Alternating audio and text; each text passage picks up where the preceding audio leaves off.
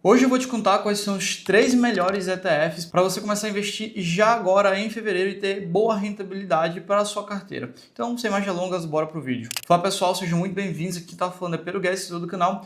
Antes de a gente começar a falar quais são os melhores ETFs para 2025, eu preciso te explicar o que é um ETF. ETF é mais conhecido como Exchange Traded Fund, ou no popularmente dito português, um fundo de índice. Então, quando você compra um ETF, basicamente você está comprando um fundo. O que é um fundo? São basicamente quando vários investidores pegam sua quantia de dinheiro e alocam em um só lugar. Isso é o que caracteriza um fundo. E o que é um fundo de índice? Nada mais é do que esse dinheiro que vai estar investido em basicamente um índice. Agora eu vou explicar o que é um índice para você. Olha só. O índice, fazendo uma analogia simples para que você entenda, é basicamente ali uma cesta de ativos. Então, quando a gente para pensar sobre a inflação, basicamente o que é a inflação? É o aumento generalizado dos preços. Só que ali dentro está considerando o preço da carne, do arroz, do feijão, de vários itens. E aí eu pego todos esses itens e monto um índice. Então, note que um índice ele é composto por vários ativos que estão ali dentro. Quando a gente fala de fundo de índice, é a mesma coisa. Nesse caso aqui, eu vou estar compilando ali várias ações ali dentro, ou vários títulos de renda fixa, ou algum ativo específico, e você vai estar investindo em vários ativos ao mesmo tempo. Um exemplo claro para você entender é o S&P 500. Então, basicamente, ali você está comprando as 500 maiores empresas dos Estados Unidos, como Apple, Google, Amazon, Facebook, Tesla. Quando você compra um fundo de índice do S&P 500, você está comprando as 500 maiores empresas do exterior, de uma única vez. Então, você não precisa comprar as 500 empresas individuais. Você compra um único ativo que ele vai te entregar o retorno ponderado dessas 500 empresas. Por que vale a pena começar a investir em ETFs? Porque as taxas são muito baixas, principalmente ETFs no exterior. E segundo, que aqui você não tem que estar se preocupando em estar analisando ações. Você ali escolhe um índice, compra ele e pronto, o trabalho está feito. Não precisa estar analisando todo trimestre, resultado, balanço de empresa. Então, essa é uma excelente estratégia de oportunidade para quem ali tem pouco tempo a se dedicar sobre o mercado financeiro e que ali tem um bom retorno para a sua carteira de investimentos. Então, sem mais delongas, vamos falar um pouquinho mais de quais são os 3 melhores agora para fevereiro de 2025. Primeiro ETF é o IVV. O que é que ele vai replicar? Exatamente como eu tinha dado no exemplo, o S&P 500, que ele ali reúne as 500 maiores empresas dos Estados Unidos. E como eu já havia dito, a gente tem empresas ali dentro como Apple, Microsoft, Amazon, Tesla, Facebook, Google, Berkshire Hathaway, que é a empresa do Warren Buffett. Então a gente tem várias empresas ali dentro. Só que aqui eu já quero deixar o primeiro aviso, o primeiro adendo para você. Você nunca deve comprar um ETF pelas empresas que fazem parte dele. Você sempre vai comprar um ETF pela estratégia que ele segue. Eu vejo muitos investidores cometendo esse erro. Vai comprar um ETF, olha as empresas que estão dentro daquele ETF e simplesmente dizem, não conheço essa empresa, não vou investir.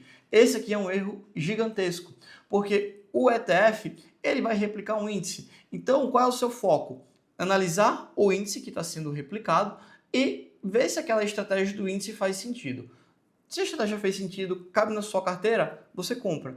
Independente se você conhece ou não a empresa. Então, nunca, anota isso, nunca compra um ETF pela questão ali das empresas que fazem parte. Sim, pela estratégia. Por que comprar o IVV? Baixa taxa de administração, 0,03 ao ano, é uma taxa muito baixa e uma rentabilidade muito boa historicamente. Vamos olhar um pouquinho aqui do desempenho do S&P 500 ao longo do tempo. Tá gostando do vídeo até aqui, né? Deixa o like e se inscreve no canal, que é muito importante. Bora continuar. Olha só, aqui eu quero mostrar para vocês um pouquinho da rentabilidade do S&P 500 desde o começo. Quando a gente puxa aqui desde 1994, a gente tem que o S&P 500 subiu mais de 1.254%. Ao longo do caminho, a gente tem crises como a crise dos anos 2000, que é a crise do .com, crise de 2008, crise do Covid, mas entenda que no longo prazo, um bom ativo, ele ali só tem uma única direção, que é para cima, e o S&P 500 é um excelente ativo, tá? E olha só que legal. Aqui eu consigo trazer a rentabilidade histórica por ano. Então eu consigo ver o quanto rendeu ano após ano. Então note que agora só em 2025 o S&P está rendendo 3,18%. 2024 rendeu 23%. 2023, 24%. 2022 teve uma queda de 19%, mas 2021, retorno positivo, 2020 também, 2019 também. Então note que os anos negativos eles são bem menores do que os anos positivos. Então basicamente note que o S&P 500 é um bom índice para a gente estar trabalhando com ele. A gente já vê que em janeiro teve um bom desempenho e a gente caminha para que fevereiro e março também sejam ali meses de bons retornos na sua carteira, tá? E olha que curioso, aqui quando a gente olha a consistência, a gente tem os meses positivos, negativos e o mês que teve maior retorno e menor retorno. Olha aqui, os meses positivos foram 238, enquanto os meses negativos 130. Então note que 64% do tempo a gente tem que o S&P ele fica positivo. E aqui eu quero trazer esse gráfico aqui, que são os gráficos das janelas móveis. Pedro, o que é essa tal de janela móvel? Muitos investidores, na hora de comprar um ativo, gostam de olhar o gráfico, né? E ali olha o gráfico como um retorno histórico. E diz, olha que gráfico bonito, está subindo muito aqui, então vou comprar. Só que tem um problema muito grande em você fazer isso. Quando você vai olhar um gráfico e você basicamente pega aqui nesse que está aqui na tela, se a gente está pegando nesse momento aqui de 1994, é um aumento de baixa. Mas imagine que você, quando foi comprar seus ativos, você comprou ele aqui, no auge do topo lá em 2022. Então, você provavelmente não teve um desempenho tão grande quanto quem comprou lá atrás. Então, para você evitar essa questão temporal, ou seja, de a depender do quando você compra, a gente usa as janelas móveis. Aqui é uma métrica excelente para você analisar o retorno de um ativo. Como é que eu analiso aqui as janelas móveis? Eu posso olhar basicamente janelas móveis de vários períodos. De 3 meses, 6, 12, 24, 36, 48, 60 meses. O que é que isso quer dizer? Se eu basicamente ficasse comprado num ativo por 12 meses, quanto seria a minha rentabilidade?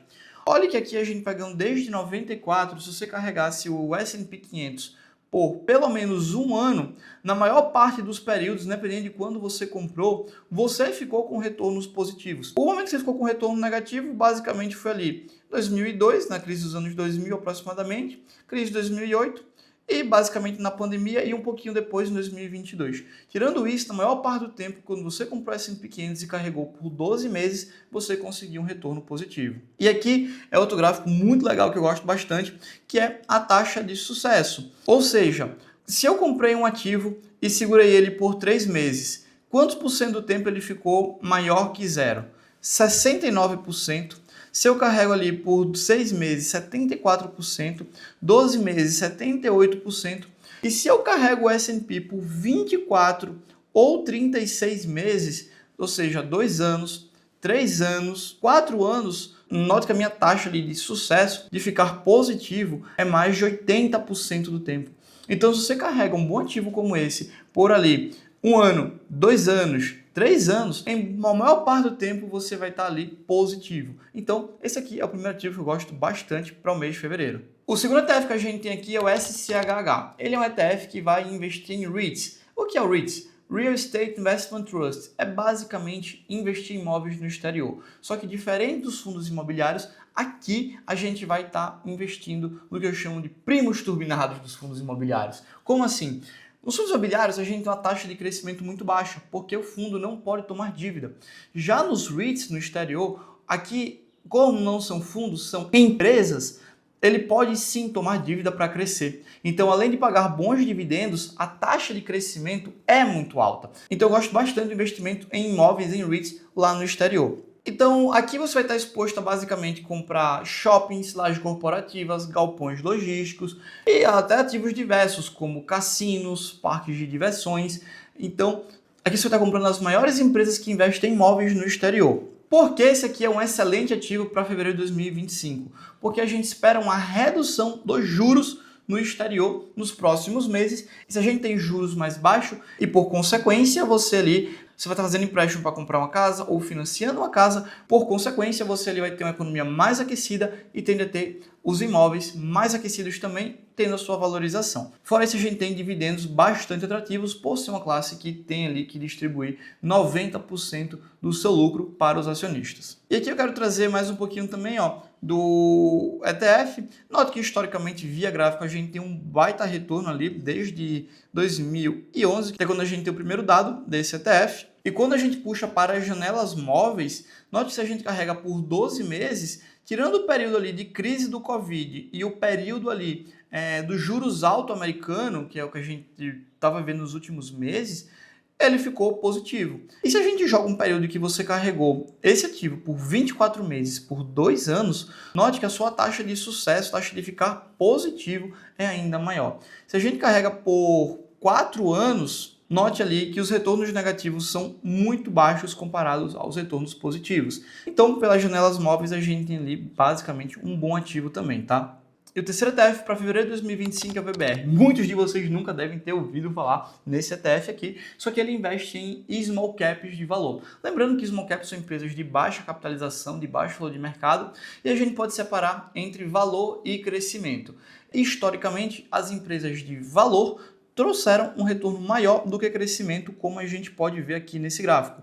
Note que os small caps de valor tiveram ali um retorno bem maior do que as small caps de crescimento, do que as grandes empresas de valor e grandes empresas também ali de crescimento. Então, é um ETF que eu gosto bastante. E por que eu devo investir no VBR agora em fevereiro? Como eu falei, a gente tem ali redução dos juros nos próximos meses. E quando a gente baixa a taxa de juros de uma economia, fica mais fácil o acesso a crédito. Os juros de uma dívida que você tem fica mais barato, você consegue renegociar. Então, essas empresas de tamanho menor, quando os juros estão altos, elas são sufocadas pelos juros das dívidas que ela tem. E já uma empresa maior, não acontece tanto isso por ter mais dinheiro em caixa, está mais consolidada. E quando os juros de uma economia caem, essas empresas ali menores, elas conseguem renegociar juros de dívida, conseguem ter um juros de dívida menor e, consequentemente, dar mais lucro. Se tem mais lucro, a gente entende ali que a cotação tende a acompanhar e, consequentemente, ter mais retorno. Então, eu gosto bastante. Fora que o VBR ele pega a estratégia de Value Invest, que é utilizada pelo Warren Buffett, que compra ali empresas subvalorizadas, empresas que estão descontadas. Então, eu gosto bastante desse ETF. E aqui, trazendo historicamente o retorno desse ativo, a gente pode notar, ó, desde 2005 ele vem numa alta, sempre ali naquela constância, eu gosto bastante, tirando os anos de crise, de pandemia, que basicamente ali tem a queda, não tem como evitar, mas basicamente é um bom fundo. E quando a gente olha ali no gráfico de janelas móveis, que é muito mais preciso do que estar olhando o retorno histórico, a gente vê que se a gente carrega por 12 meses, tirando a crise de 2008, e tirando a crise de 2020, a maior parte do tempo o fundo fica positivo. Se a gente joga um período ali, basicamente, de você carregar o ativo por 2 anos, olha o nível de constância como é muito mais alto. Olha só, tirando só a crise de 2008, basicamente a crise de 2020 você nem sentiu que ficou negativo. Isso porque ali você está carregando ele por um bom tempo, olhando as janelas móveis, que é muito mais interessante do que você está olhando só o retorno histórico. E agora que você já tem os melhores ETFs para fevereiro de 2025, qual dos 3 comprar? Olha, o mais sensato é você ter os 3 em carteira, porque você não vai estar comprando a mesma coisa, você vai estar diversificado entre as maiores empresas dos Estados Unidos, que investem nos maiores imóveis também dos Estados Unidos, e as empresas de small caps que estão subdesvalorizadas com um grande potencial de crescimento. Então a minha sugestão ali é de ter os 3 em carteira. Eu particularmente gosto bastante de estar utilizando essa tese. Agora eu quero saber de você já investe em algum desses ativos? Já conhecia eles? Bota aqui nos comentários. Não se esquece de deixar o seu like e se inscrever no canal, que é muito importante continuar produzindo mais vídeos como esse. E no link da descrição você vai ter acesso ali à Jornada do Investidor, que vai ser um evento 100% online gratuito, onde eu vou estar te mostrando todo o passo a passo para você multiplicar o seu patrimônio tanto no Brasil quanto nos Estados Unidos. Então foi isso para o vídeo de hoje, é só o começo.